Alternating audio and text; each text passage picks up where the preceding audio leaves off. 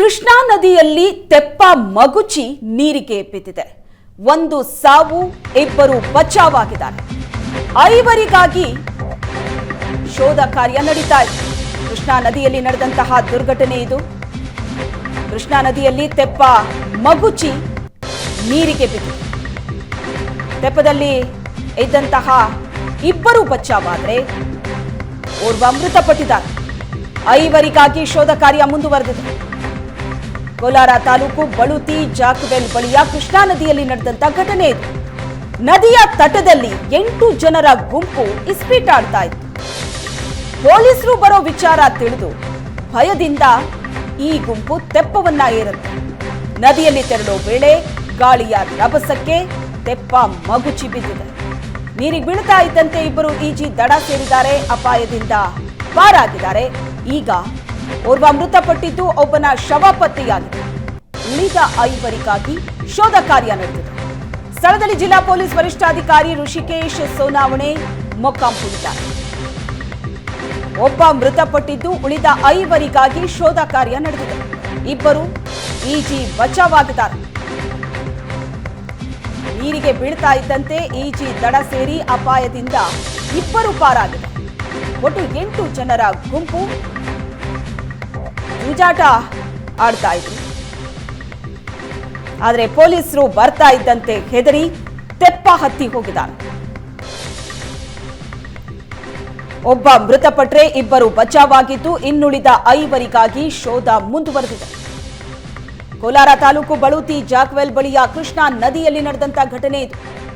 ನದಿ ತಟದಲ್ಲಿ ಇಸ್ಪೀಟಾಡ್ತಾ ಇದ್ರು 8 ಜನರ ಗುಂಪು. ಪೊಲೀಸರು ಬರೋ ವಿಚಾರ ತಿಳಿದು ಅಲ್ಲಿಂದ ಎಸ್ಕೇಪ್ ಆಗೋದಕ್ಕೆ ನೋಡ್ತಾರೆ. ಆ ಕ್ಷಣದಲ್ಲಿ ತೆಪ್ಪ ಹತ್ತುತ್ತಾರೆ. ನದಿಯಲ್ಲಿ ತೆರಳೋ ವೇಳೆ ಗಾಳಿಯ ರಭಸ ಜೋರಾಗುತ್ತೆ. ತೆಪ್ಪ ಮಗುಚಿ ಬಿದ್ದಿದೆ. ಇಬ್ರು ಅಲ್ಲಿಂದ ಬಚಾವಾಗಿದ್ದಾರೆ. ಒಬ್ಬ ಮೃತಪಟ್ಟಿದ್ದಾನೆ. ಇನ್ನೂ ಐವರಿಗಾಗಿ ಶೋಧ ಮುಂದುವರೆದಿದೆ. ದೃಶ್ಯಗಳಲ್ಲಿ ನೋಡ್ತಾ ಇದೆ. ಕೃಷ್ಣಾ ನದಿಯಲ್ಲಿ ನಡೆದಂತಹ ಘಟನೆ ಇದು. ನದಿಯ ತಟದಲ್ಲೇ ಕೂತು ಇಸ್ಪೀಟಾಡ್ತಾ ಇದ್ದಂತಹ 8 ಜನರ ಗುಂಪು ಪೊಲೀಸರು ಬರ್ತಾ ಇರೋ ವಿಷಯ ತಿಳಿದು ಹೆದರಿ ಓಡ್ ಹೋಗೋ ಭರದಲ್ಲಿ ತೆಪ್ಪ ಹತ್ತಿ ನದಿಯಲ್ಲಿ ತೆರಳಿದ್ದಾರೆ. ಗಾಳಿಯ ರಭಸಕ್ಕೆ ತೆಪ್ಪ ಮಗುಚಿ ಬಿದ್ದಿದೆ. ಒಬ್ಬ ಮೃತಪಟ್ಟಿದ್ದು, ಇಬ್ರು ಎಸ್ಕೇಪ್ ಆಗಿದ್ದಾರೆ. ಇನ್ನುಳಿದ 5 ಶೋಧ ಕಾರ್ಯ ನಡೀತಾ ಇದೆ. ಪೊಲೀಸರು ಬಂದ್ರು ಅಂತ ಇಸ್ಪೀಟಾಡ್ತಾ ಇದ್ದಂತಹ ಜೂಜುಕೋರರು ಅಲ್ಲಿಂದ ಎಸ್ಕೇಪ್ ಆಗೋದಕ್ಕೆ, ಪೊಲೀಸರ ಕೈ ತಪ್ಪಿಸ್ಕೊಳ್ಳೋದಕ್ಕೆ ಅಂತ ತೆಪ್ಪ ಹತ್ತಿ ತೆರಳ್ತಾರೆ. ಗಾಳಿಯ ರಭಸ ಜೋರಾಗಿತ್ತು. ತೆಪ್ಪ ಕಂಟ್ರೋಲಿಗೆ ಸಿಕ್ಕಿಲ್ಲ, ಮಗುಚಿ ಬಿದ್ದಿದೆ. ಕೃಷ್ಣಾ ನದಿಗೆ ಬಿದ್ದಂತಹ 8 ಜನರಲ್ಲಿ ಇಬ್ರು ಬಚಾವಾಗಿದ್ದು, ಒಬ್ಬ ಮೃತಪಟ್ಟಿದ್ದು, ಐವರಿಗಾಗಿ ಶೋಧ ನಡೆದಿದೆ. ಕೃಷ್ಣಾ ನದಿಯಲ್ಲಿ ತೆಪ್ಪ ಮಗುಚಿ ನೀರಿಗೆ ಬಿದ್ದಂತಹ ಜೂಜುಕೋರರು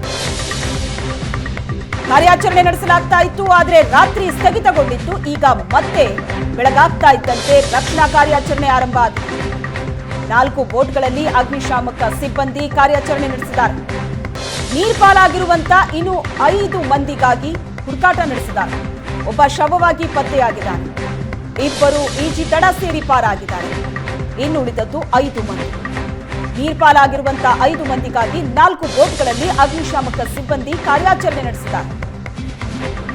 ನಡುರಾತ್ರಿಯಲ್ಲಿ ಕಾರ್ಯಾಚರಣೆ ನಡೆಸೋದಕ್ಕೆ ಸಾಧ್ಯವಾಗಿರಲಿಲ್ಲ, ಸ್ಥಗಿತಗೊಳಿಸಲಾಗಿತ್ತು. ಈಗ ಮತ್ತೆ ಬೆಳಗಾಗ್ತಾ ಇದ್ದಂತೆ ಕಾರ್ಯಾಚರಣೆ ಶುರುವಾಗಿದೆ.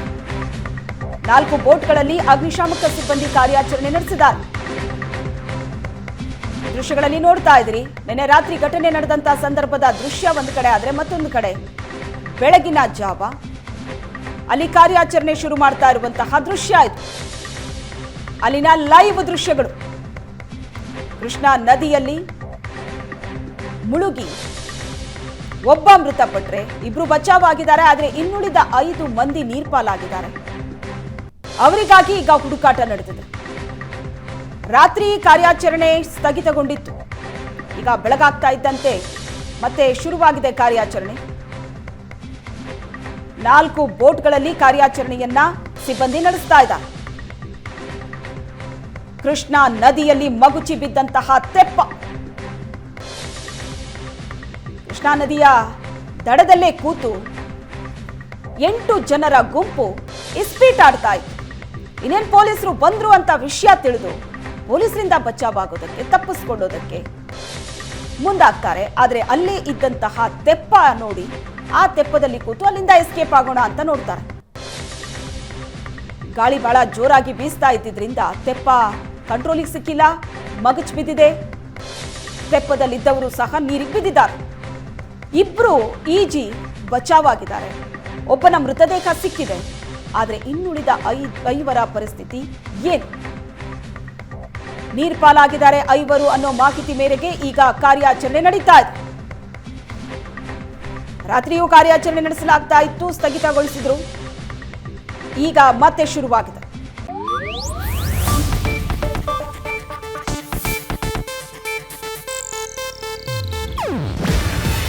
ಇದು ಏಷ್ಯಾನೆಟ್ ನ್ಯೂಸ್ ನೆಟ್ವರ್ಕ್ ಪ್ರಸ್ತುತಿ. ನೀವು ನೋಡ್ತಿದ್ದೀರಾ ಏಷ್ಯಾನೆಟ್ ಸುವರ್ಣ ನ್ಯೂಸ್.